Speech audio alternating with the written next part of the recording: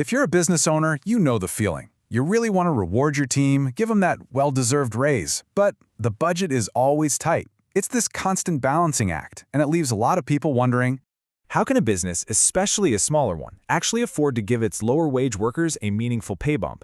One that really makes a difference. It's a tough question, but the answer might not be what you expect.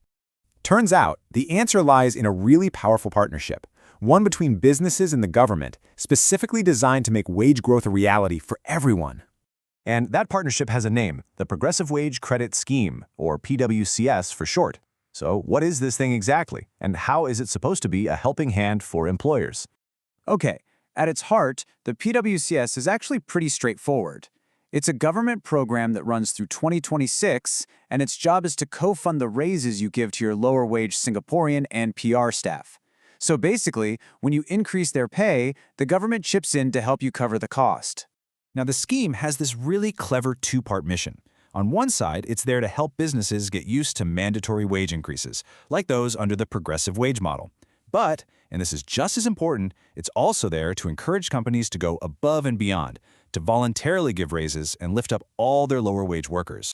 So the government helps pay for raises. Got it. But how does it actually work? Let's get into the nitty-gritty, the mechanics of it all.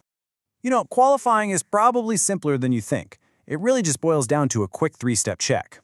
First, is your company registered in Singapore? For most firms, that's a yes.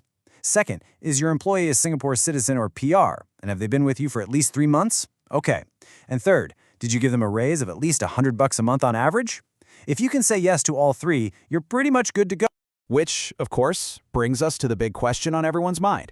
How much money are we actually talking about? What's the government's share?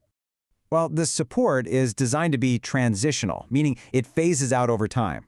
So for 2024, the government co-funds up to a whopping 50% of a qualifying raise. That then steps down to 40% in 2025 and then 20% in 2026. The whole idea is to give businesses a strong boost at the beginning, helping them build these higher wages into their budgets for the long haul. okay, charts and percentages are one thing, but seeing a real-world example is what makes it all click. So let's just walk through one to see the real impact.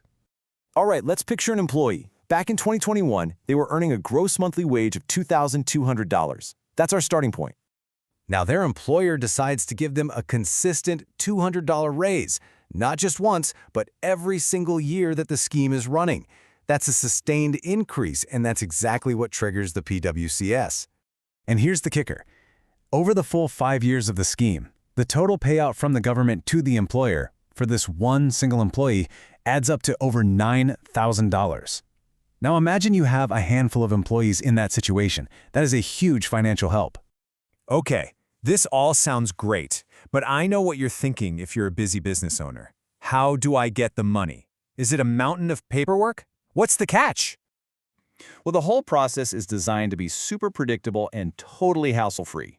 You give the raise 1 year and boom, the payout just shows up in the first quarter of the next year. It's a simple, reliable, annual cycle. And honestly, this might be the single best part for any employer. You ready? There is no application form, nothing to fill out. If you qualify, it just happens, automatically. The system literally uses your existing CPF data to figure it all out and send you the money. It's that simple. So let's zoom out for a second and just recap what this all means. What's the real impact of a scheme like this for both the person signing the checks and the person receiving them? For employers, the bottom line is pretty clear. It's cash in your pocket that makes it easier to pay your people more. That helps you keep good staff and meet any wage rules. And for employees, it's even simpler. This whole thing creates a powerful reason for their boss to give them a real significant raise. It supports their financial future. It's a true win-win. And this quote from the Inland Revenue Authority of Singapore, IRAS, really just says it all. The whole point is to give transitional support, to uplift all lower wage workers.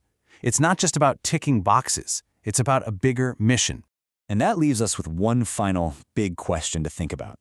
This whole model, right? The government and businesses partnering up to co-fund wage hikes. It's a really fascinating approach. You have to wonder, could this kind of partnership be the key to unlocking real, sustainable wage growth? Not just in Singapore, but maybe all over the world.